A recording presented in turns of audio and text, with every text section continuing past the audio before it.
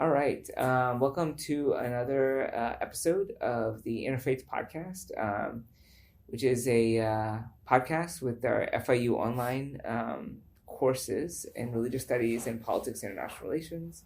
I'm your host, Professor Iqbal Akhtar, and we're very honored to have two guests who are students in our Jewish-Muslim dialogue group. They've been very consistent, which has been great to have them come and talk to us. So they're going to talk to us a little bit about who they are, their background, what they're studying, and then we'll get into kind of the dynamics of sort of interfaith dialogue, especially among students. So take it away. I'm Currea. I'm a sophomore here at FIU. I joined the class because I love studying religion. And it's not my major, so any class I can take that's related to it, I definitely jump on it, especially because it was 1 credit. I had some professors recommend it and got to meet some interesting people. Are you in the honors college too? I am. Okay. Yeah. All right. Hello, my name is Serhan Özgül. I'm from Germany, but originally I'm from Turkey. What was the question again? Tell us a little bit more about myself. Yeah. So, I also participated in the Jewish-Muslim Fellowship. I'm Muslim. I was born and raised actually as a Muslim. I was a long time, though, I raised as a Catholic. I went to a Catholic elementary school, a Catholic kindergarten. Also during my high school time, especially my final diploma, I took Catholic courses. Okay. So I was dealing with a lot of like Catholicism as religion. A long time I was though agnostic throughout my youth. And more like the last 3 years, I found myself more in my parents' religion. I deal with it more, and I fell in love with it and I embraced it. Okay. Well, tell us a little bit about your religious background. So I'm Christian. Both of my parents are Christian. We've become more into our faith since COVID. Like we spent a lot more time together. Realized that we need to be more grounded in our beliefs. But I'm Protestant. My father's side of the family is Catholic. My other side of the family is closer to Seventh-day Adventists. Okay. So kind of in the middle of those ideologies. Okay, interesting. And what are you guys studying, and what do you plan on doing? So I'm studying here at college economics. Okay. I'm thinking of doing a double major. What my double major is going to be, I don't know. I'm thinking of maybe doing something finance, maybe going computer science. But I like also those international relations things that we do, exactly. Or like those religious science stuff. So I'm really like still finding myself. So what I should do. Okay. I think religious studies would be great. So it's a fun. I would take your courses. Yeah, of course. Please. I'm doing international relations, so you're also doing. I would definitely tell you to do that. International relations, yeah. That's really so I'm doing that through SIPA, and then business and government leadership through the Adam Smith Center. Okay, all right, great. And then you're going to DC in next semester, right? Yeah, hopefully. I'm halfway there. I got into the DC campus, Wonderful. But I haven't really found an internship yet. But I hear back, hopefully 2 weeks. Okay, great. Okay, good. And so what brought you to the Jewish-Muslim dialogue course? So for me, it's like, as I said, I'm born and raised in Germany. I went to the high school of Joseph Goebbels. I was born and raised in Mönchengladbach, which is in Germany. And particularly my high school, we call it Gymnasium, was his gymnasium. So during the time of the Nazi era, was called also the Joseph Goebbels Gymnasium because it was his. And our city has, since it was his home city, had a strong relationship with the Nazi regime. So especially our city is engaging a lot of like anti-Semitism workshops and remembrance culture. So this is how I grew up. I was participating, but also volunteering in a lot of those kind of events, fostering more democratization, fighting against radicalization, extremism, political extremism, but also particularly anti-Semitism. So I was hosting some of those events as well, like working on project management. We invited the mayor, for instance, and other institutional non-profit organizations that help us engaging in this. Personally, I see myself, as I said, as a Muslim, but because I was more into Wahhabism, much more Islamic extremism, I was lost for inside that. It's very difficult to notice it. That's why, as you know.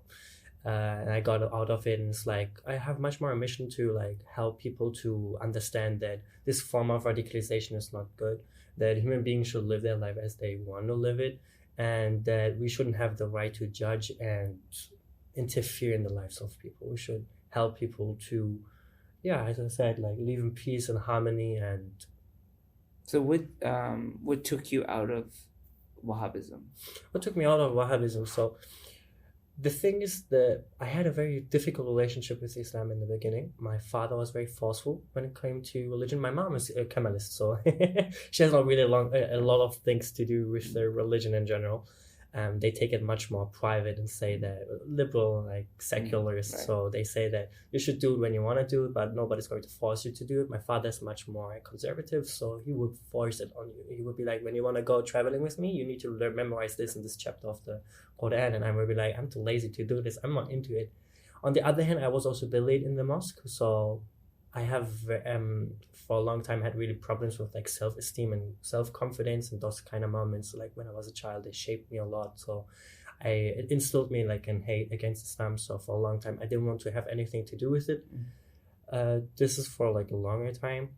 Then during COVID, as you, very similar. I found myself much more in theism. I engaged much more with the question of God, and it was, I think, very like important for a lot of people during that time. And I found myself much more into also Islamic theology. I was studying it much more, and it was mostly over social media, TikTok and Instagram Islam, which is basically extremism prime. So there you go, embrace and got indoctrinated in a in a small way. I never noticed it though, so I accepted it as the true Islam. And people see Arabs as Muslims. We consider Arabs as the good Muslims, or like the perfect example as Muslims. So you would dress like them, you would wear things like them, you would talk like them, and you would be like really fully obsessed with like the Arabic culture and etc. And the thing is that Saudi Arabia is the prime example for, as I said, Wahhabism. So I would try to be more like them. Until there was a girl, she wanted to convert, and I helped her to get into like a mosque. But I never knew the imam that was like doing those conversions, etc. So he was calling me. And then meanwhile, I was working in the start of a tech, and he was like, "Hey, that's interesting. Can you help me getting in?" And I was like, "Yeah." And he was like, "Yeah, I'm imam." And I was like, "Wow, you're an imam as well." And we got into like good conversations, but the vibes were really chill.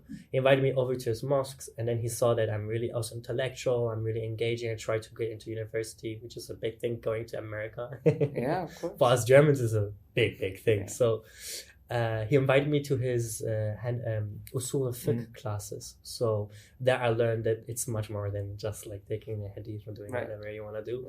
And he helped me a lot also to get this like it's like you call it radicalization, and like people associate with like ISIS and like Taliban and Hamas, but it is a much more internalized extremism applied on yourself. So it's much more, and when I do this, I will go to hell. When I do this, this is bad. I can't touch a woman. I can look at a woman. I can't like breathe next to a woman. You know, like you're getting like OCD like vibes, and you try to emancipate you, but you think that a form of during the process, like trying emancipating you, is like you doing something wrong, like blasphemous or whatever. But alhamdulillah, he helped me really out of this. He taught me like a better path, and since then he gives me better books and teachings, etc. And then like, it was my first year, so like since now like 2 years has passed already, this is the way I got out. Okay. What about you? What got you interested in the course and exploring kind of this type of engagement? So I had met a friend, the first Muslim that I had really become like good friends with, and I never really knew very much about Islam. Like as you said, sort of like religion from social media. Like that's all I really saw, and I realized that I just didn't know about religion. I've traveled so much. I know cultures, I know foods, but I didn't know the people's beliefs. So I figured that was a really big hole in my knowledge, and so I signed up for the Middle East and Muslim World Certificate as part of that, and then I saw this class being offered actually through the Honors College. They sent out an email about the fellowship. I was like, that's awesome, I'm gonna do that. Wonderful. And I was kind of concerned because I'm Christian, and I saw it was a Jewish and Muslim dialogue, so I was like, maybe I'm just gonna be sitting in the corner like quietly listening. Like you encouraged me to speak as Of well and course. sort of like share my perspective. And I really enjoy the conversations we had. I learned a lot. So tell us some of the stuff that you learned, or what kind of was struck out most to you in terms of like what you gained from being in the conversations. Yeah. How much we agreed on things. Okay. Like I thought it was gonna be a little bit more like heads butting. Yeah. But we agreed on all the fundamental things. Like we both did, all three of us, all of our religions deserve to be peacefully coexist. We all wanted to find, commonalities among us and really just have peaceful discussions. And that's what everybody was there for. Nobody was there for a fight. Right. Nobody was there to, prove that their religion was the right one. Their religion was superior. None of that, which I wasn't really expecting. It was sort of at the back of my mind. I tried to go in there with as much of an open mind as possible, but I was really, really happy about it. From your perspective, like, what do you think that other students could learn about a course like this, or what do you think that we could incorporate into like other courses where students would? What type of skills do you think that you could gain from a course like this? Learning the importance of peaceful discussions. Okay. And it's not just to reach a conclusion or have everybody agree on one thing, but it's just for the sake of discussion, just to have it. I think it's really important. I think it's something that's so lost on society now, that we view just somebody discussing things as you're compromising your values or what you believe in. Right. In fact, it's the opposite. You're affirming what you believe in and you're sharing it, which I think everyone should do. Yeah, absolutely. What about you? What are something that you learned, or what have you gained from the experience? I learned much more about Judaism than I thought. It was really interesting. Like, me too. As I said, I studied a lot of Christianity already, and my religion is it's basic. But Judaism, like, I had always the question like in my mind, okay, what's the difference between Jews and Muslims? Right. Which was really interesting because I knew that the thing that sets Muslims and Christians apart is especially the Trinity, Jesus, right? And exactly, Jesus. yeah. But what's the thing that sets us apart? Right. I know from a Muslim standpoint, it's the question of Muhammad. So is Right. he not a prophet or not? Right. But for the Jews, it's like, what is the problem? So this was like really interesting to see. What I also learned is that the internal structure of Judaism is very similar to Islam. Absolutely. Like we have the different school of laws, we have mysticism, a mystical version of Islam, like we have the Tariqat. They have the similar things. They consider them Orthodox. We have secular Muslims, right? Like Turkish Muslims. They're like, we are Muslim, but we don't have anything to do with it. Right.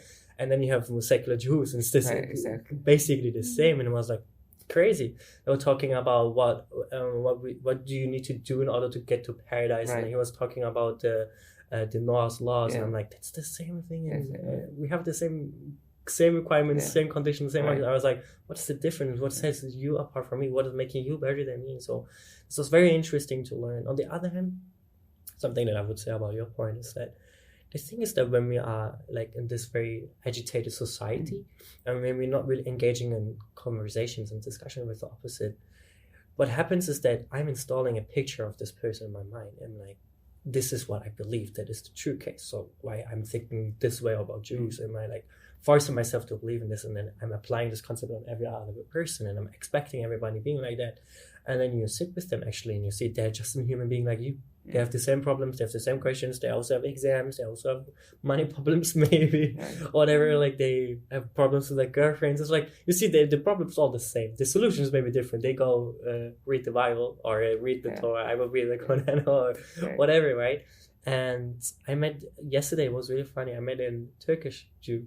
Okay. Which is, for me, it's like, this is what I mean. It's like, I just know Turkish people being Muslims. Right? So when I met them, the Turkish Jew, and he was studying Turkish, speaking Turkish, I was like, this is real. So that was really interesting, and I'm like, the concepts that you have of a Jew, they were not applying. This is like, so I was not getting those vibes. I was like, it's difficult. So those are like kind of moments in my life when I'm like, that it's like indoctrination. So you are out to believe in a specific way, but it's not true. It's not. When you meet those people, you definitely realize that this is not what it is. Actually, it doesn't make even sense. It's just a point of ideology, maybe imagination, a picture that you have created in your mind about those people, very often, frequently, about hate. Right. But I don't know from where it comes from. We had also yesterday our final discussion, right? Yes. With John. Yeah. And I also talked with him about it. And I was like, why do have people always this hostility towards everybody else? Yeah. It's like, I heard it's like an evolutionary thing that Yeah. we instantaneously, when there's something new, we react with fear or with like, with like concerns and very like doubt. But I'm like, why is this always leading us to hate the other person? Because when I go into a room and I see people, it doesn't matter from where, doesn't matter which religion or sexuality or even background, I'm not looking at a person, I'm like, okay, you're falling into this category, I hate you, you're falling into this category, I love you now. This is not the way how it should be and how it acts. I sit in a room, they could be Republican, they could be Democrat. I mean, try to see the human being behind him, right? And I think this is also something my mom always tried to teach me, see the human being rather than the religion. Because you can have in your own religion, he said, asshole. Yeah, so exactly. It doesn't matter if he's a Muslim or a Christian or a Jew. Wherever you will go, you will find some people that will lie, they will cheat, they will deceive, they will do bad things to you, they will murder, whatever. She said, don't take, just because he's a non-Muslim, don't take him as your family, or don't take him as, no, he's no better human being than him. She said that anybody could be better. It doesn't matter which religion they follow. So I really go by this ideal. I always say we all bleed red. Yeah. That's right. Yeah. Good summary. We talked a bit about also the Israel-Palestine conflict as well. That was like, I think that came up quite a bit at that time as well. What is your understanding of the conflict and like kind of what's happening through the dialogue? Did you get new perspectives in terms of what's happening? How biased both sides are. Definitely. Okay. Definitely. Because I just hear from the Muslim bubble, right? So I hear the Israeli government is doing this and the Israeli government is doing that. And I'm like, And now you hear them talking about what happened to them, and you're like realizing that 1 second they're both sides to the same scenario, right? Yeah.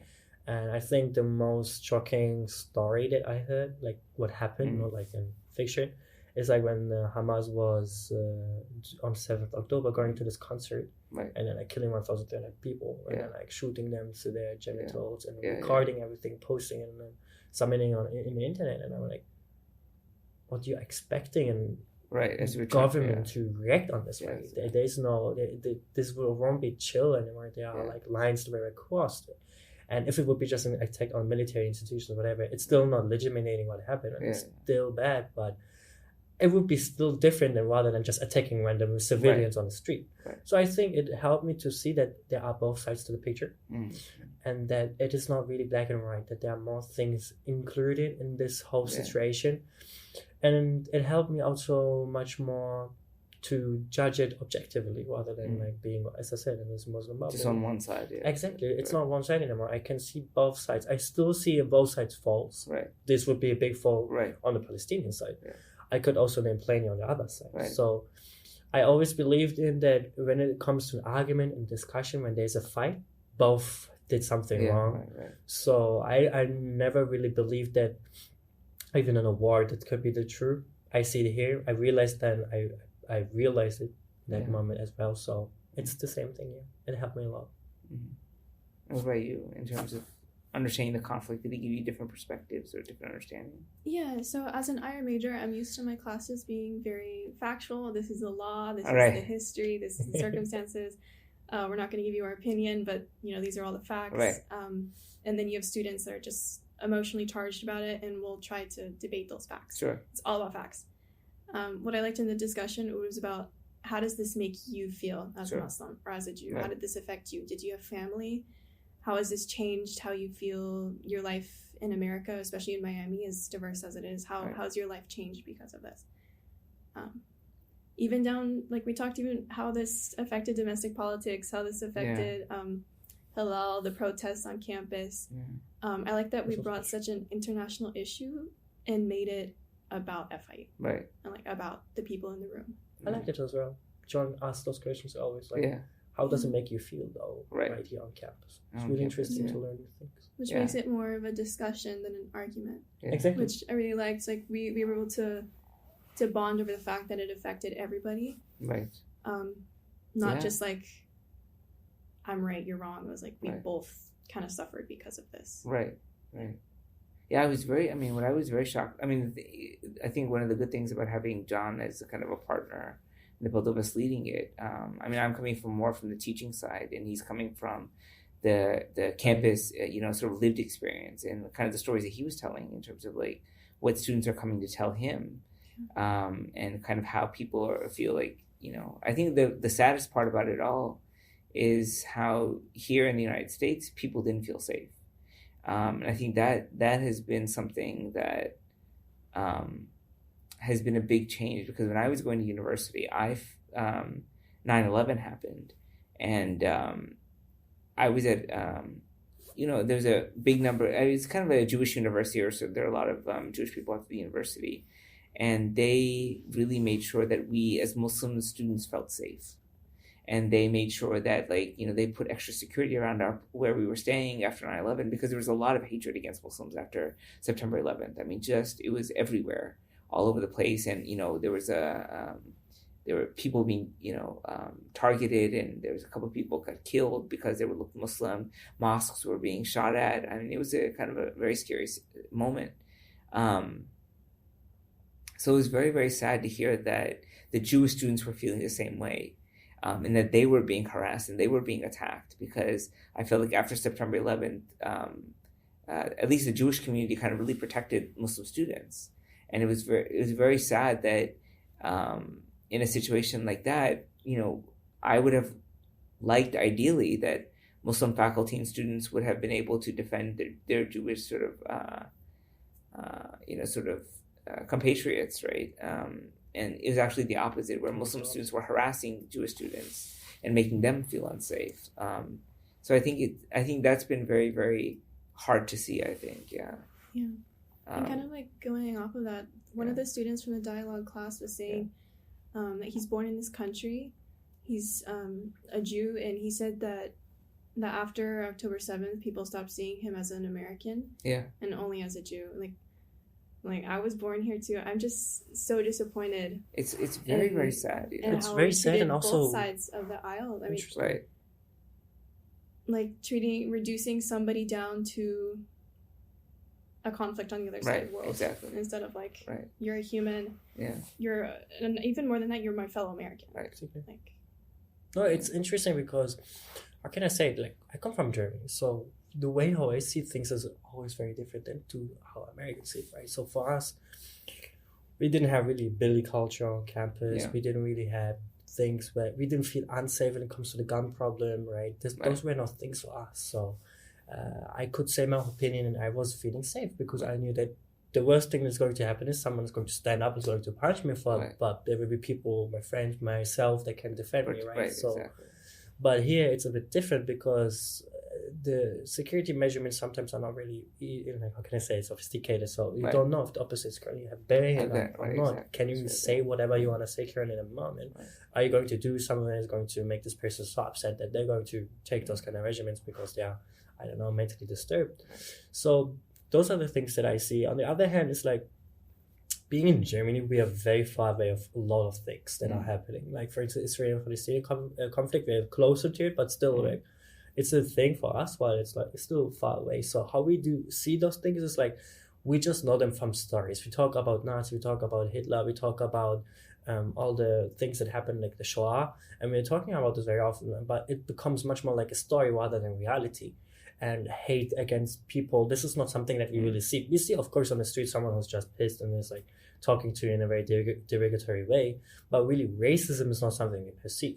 So when I came here, it changed. So for the first time, I see this hatred that everybody's talking about in real life, because I was on campus. I also told this in the dialogues, right? And then like those students came to me and they were like making anti-Semitic jokes, and like not even like in a way how you would do it under people without anybody noticing it, and nobody would say anything about it. Like, no, like publicly screaming and like screaming Nazi bubble. And they asked me where I'm from. I said I'm Germany.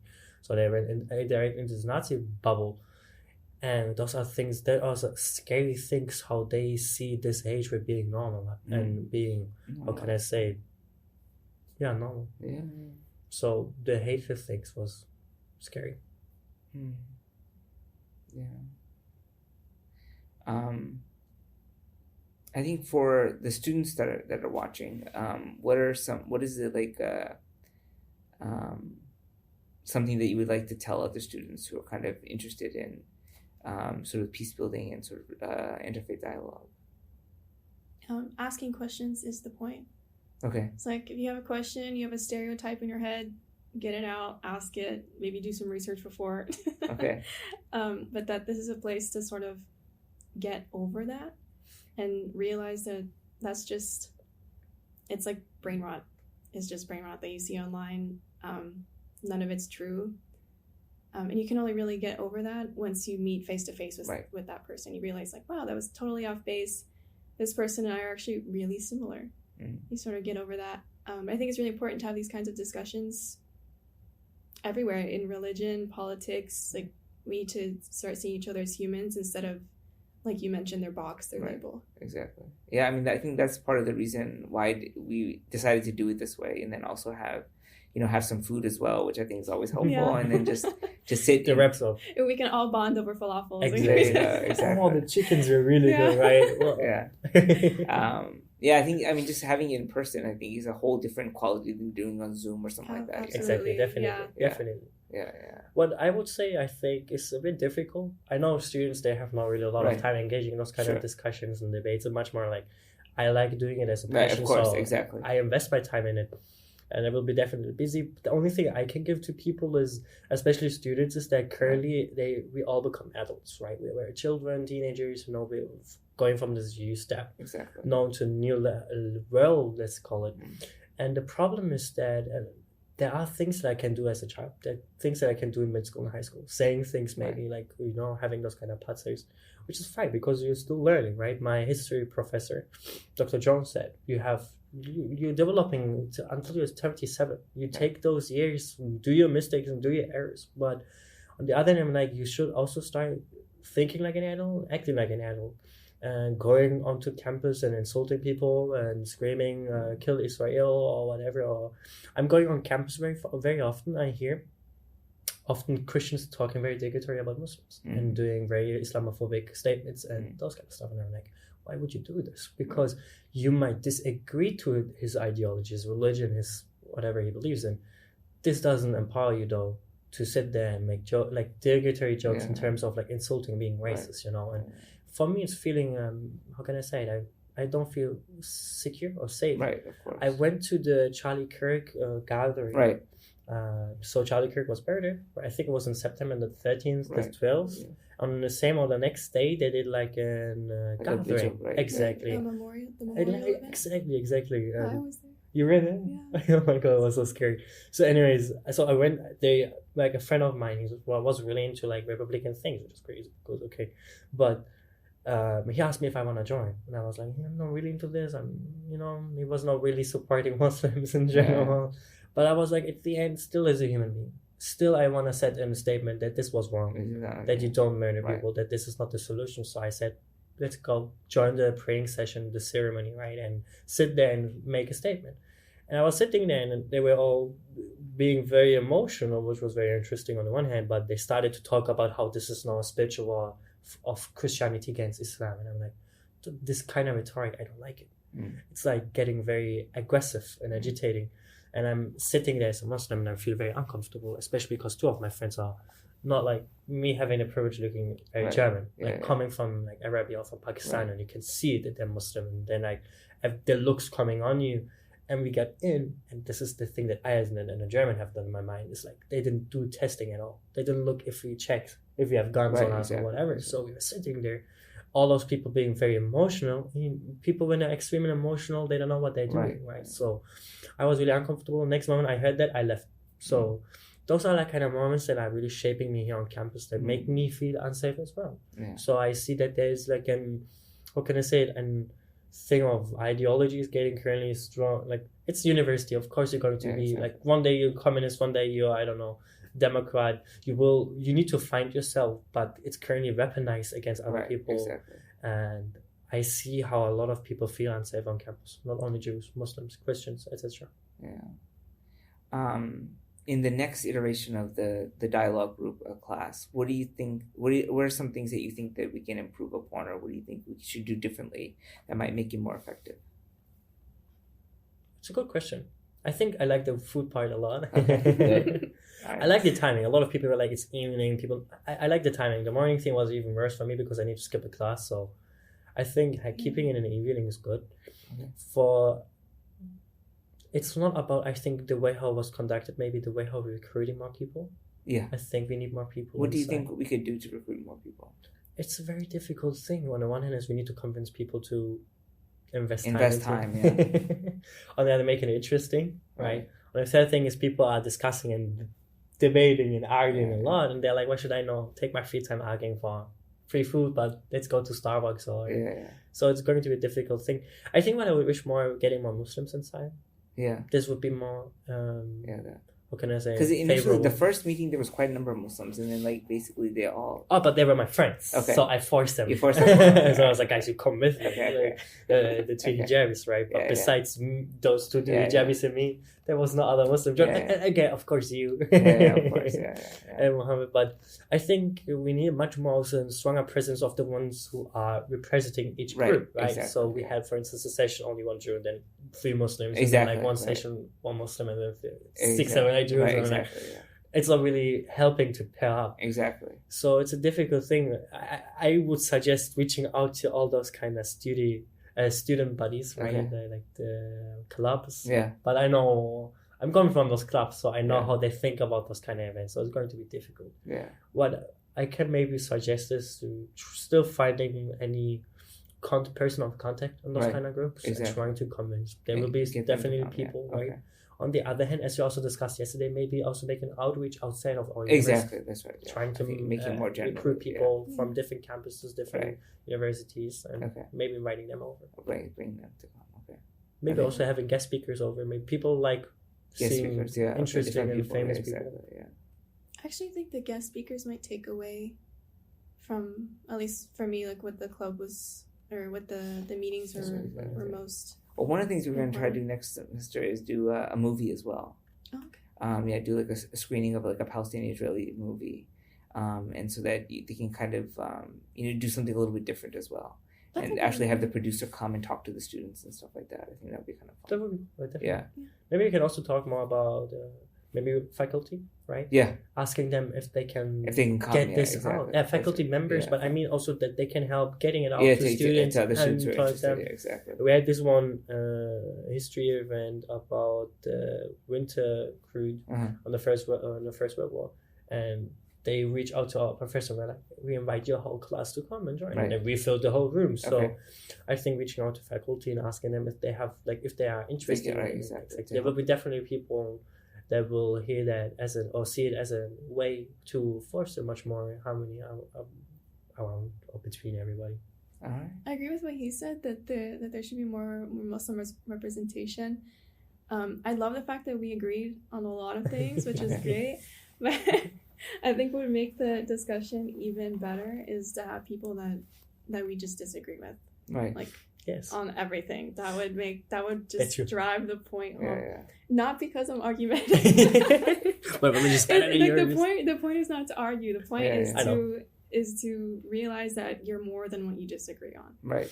It's seeing also the perspective of different Muslims as well. We have this big diverse opinions within Islam itself, right? The opinion of an Hanafi is going to be different than from a Shia, right? So we want to have much more people within those kind of conversations from the Muslim group. I'm also trying to get much more diversity inside. For the Jews, for example, we had a secular Jew, we had an Orthodox Jew, right? Conservative Jew, Israeli person, etc. So it gave much more different perspectives because all of them had different perspectives on the same issue, even being in the same group. Of course. So for the Muslims, it would be also interesting to see if we can get, for instance, Wahhabi inside the Salafiyya or other people who might also offer their kind of discussions.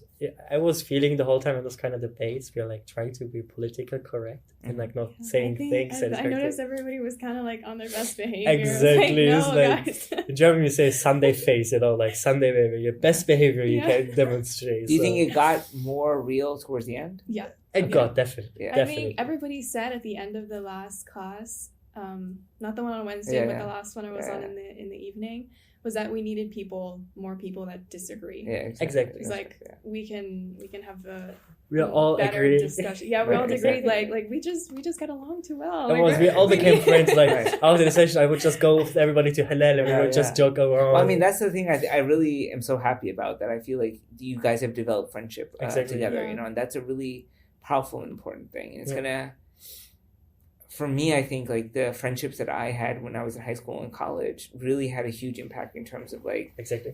me later in life as well. So it's wonderful that you're developing these networks, and I hope you're able to keep in touch with each other as well. You know, and my whole like exploration of religion just stemmed from a friendship. Like, I That's it. realized Yeah, how exactly. little I know Yeah, about exactly. religions, and even my own. Like, he was asking me questions about my own, and I was like, I never explored my religion from that standpoint. Yeah, I have exactly. no idea how to answer that. It's true. That's For very me, good. it was the same thing. It was like our friends, my friend group, Yeah, we exactly. started to become more religious, Right, and then right, it was a thing. It was forced upon you, but like not like you were not feeling it. Everybody was just more engaging Exactly, with it, that's so right, you yeah. started also engaging. And you don't with it. learn anything from an echo chamber. Right, exactly. Right. Also from social media, Or from definitely. social media. Oh Yeah, no, yeah, definitely. no. You know, the best thing how we can secure world peace is delete social media. I think there would be no depression anymore, hate I anymore, agree. Yeah. agitation. Everybody would live in I peace. was just telling him that I needed to delete TikTok. Yes, I never installed it. I Interesting. knew it's going to be the Okay. biggest rage bait. Yeah, Well, I you can don't- perceive it even in yeah, discussions. yeah, yeah. Sorry to take you away. I was talking with Christians, and I took my time to study Christianity. So I'm not they expecting with me when we have like a Yeah. discussion on things, like those kind of TikTok arguments of Muslims. I'm not following those arguments because I'm not watching.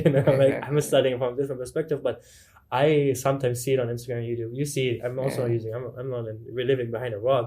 So I see how Christians are arguing, and then I see Christians coming to me in real life arguing the same way. And like, you never deal with it. Right. You just watch it in like on social media, and Yeah. anybody talked about it, and I'm like, even when religion is something personal, it's not something, how can I say, commercial, Mm. right? There are still also, for instance, in Islam, those kind of institutional things, right? Exactly. Ranking things, and we see it as you wouldn't go to an engineer to Yeah. have a question which is particular to a doctor, right? Right, I would right, not ask him about which medicine I should take. I would ask him, can you help me repair my car? Exactly. Like a mechanic. Yeah. So you would go to someone who knows Who's a the specialist, study and exactly, a specialist, yeah, and yeah. ask him questions about your religion, because you want to make sure that he knows what he's talking about. Because religion at the end is something that we take very lightly, Right. and we fall into it very blindly. Yeah. And I think that's why it's so dangerous, because they can sell you anything, and That's you how deem cults start. Yeah. exactly, Yeah. and you take whatever they say as granted, because you take it a person. You're like, yeah, this person looks really like Yeah. authentic. When Right. they talk, they're talking about the right Yeah, thing. yeah. So you take whatever they say, and this is the way of you fall into Exactly. Wahhabism as well. Absolutely. You take whatever they say, and it's just a random guy who also got it from a random guy who got it from a random guy, and you're like, Who got it Yeah. from TikTok? well, that's on TikTok. Or talking to cults or Or, yeah. whatever. Like, you're like, and they're saying that this is Islam, this is Christianity, and like, it's not really. Right. Yeah. So, yeah, this is the thing. So Take the engaging time with to people- study and learn. Yeah. Exactly, take the time to study and learn, get much more, learn how to be respectful, Right. understand that those are not easy things, because I think religion is a very personal matter, as I said, but it's something I do embrace, like embracing it with everything I have, Right. and it's becoming my personality, it's becoming my everything, my life, my ideology, my heart. So when you attack it, it's like an attack against me, against, so it installs in me like an emotions. It's going to create emotions in me, and you don't want that there will be negative, right? I don't want to Yeah. hurt you.